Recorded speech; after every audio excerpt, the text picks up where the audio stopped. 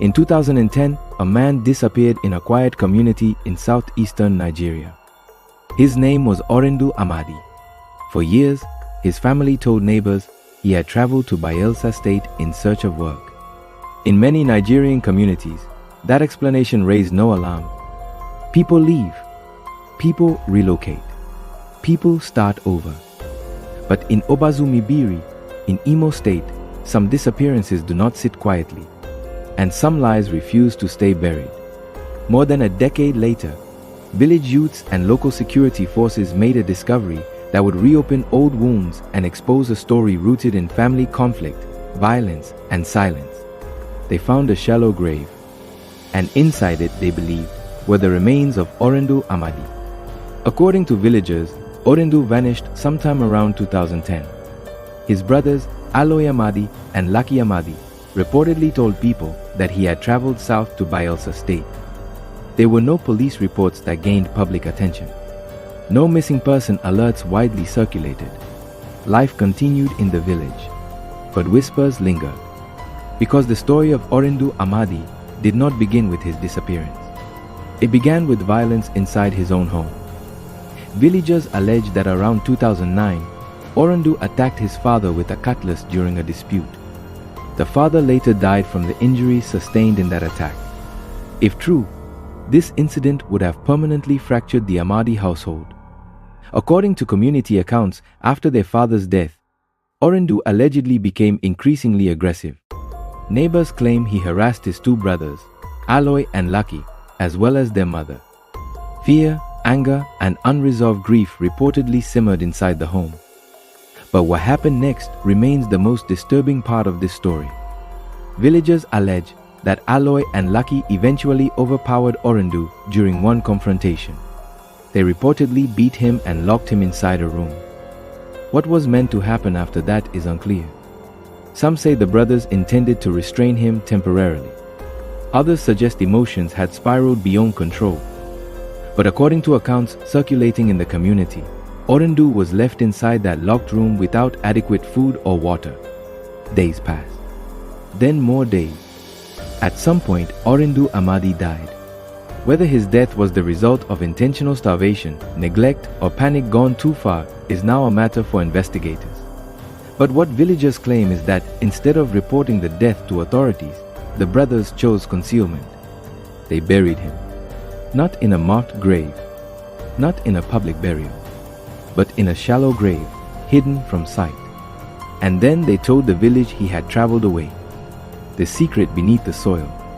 For over a decade, the alleged grave remained undiscovered. What changed? Community vigilance. According to reports from those present, suspicions grew stronger over time. In tight-knit communities, inconsistencies are noticed. Stories are remembered. Questions resurface.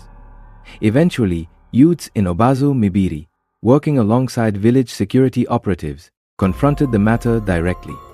The ground was disturbed. The grave was opened. And what they exhumed shocked the community. The remains believed to be Orindu Amadi were brought back into the light. Videos from the scene reportedly show the emotional aftermath. Villagers gathered, the exhumation underway, and the accused brothers confronted by members of the community. But here, an important distinction must be made. Allegations from villagers are not the same as court verdicts. As of the time this account emerged, formal legal conclusions were not publicly established. The role of law enforcement and the outcome of any official investigation would ultimately determine criminal responsibility. What is clear, however, is that the village believed a secret had been buried and uncovered. This case is not simply about homicide. It is about a family already fractured by violence. If the allegations are accurate, a father died after being attacked by his own son. Brothers allegedly responded not by turning to the law, but by confinement and fatal neglect. A mother reportedly lived in the shadow of fear and silence. And for more than 10 years, a community accepted a story that now appears to have been false. At its core, this is a story about how violence inside a home can escalate beyond control. About how grief can turn into retaliation. About how fear can turn into concealment. And about how the truth, even when buried, has a way of resurfacing. What drives siblings to such extremes? Was this revenge for their father's death? Was it fear? Was it a tragic case of vigilantism inside a family, where they believed restraining him was protection until neglect became fatal? Or was it something more deliberate? These are questions investigators must answer. But what stands out is how isolation can deepen conflict. Without mediation, without intervention, without authorities stepping in, disputes can spiral into irreversible tragedy. The exhumation was not just the recovery of remains. It was the recovery of truth. For years, Orindu Amadi had no grave to mourn at, no confirmation, no closure. Now his name is spoken openly again in Obazu Mbieri. The brothers, once shielded by a story of migration, now face public scrutiny. And the village must confront its own questions. Could this have been uncovered sooner? Were there signs that were ignored? Could intervention have prevented multiple deaths within one household?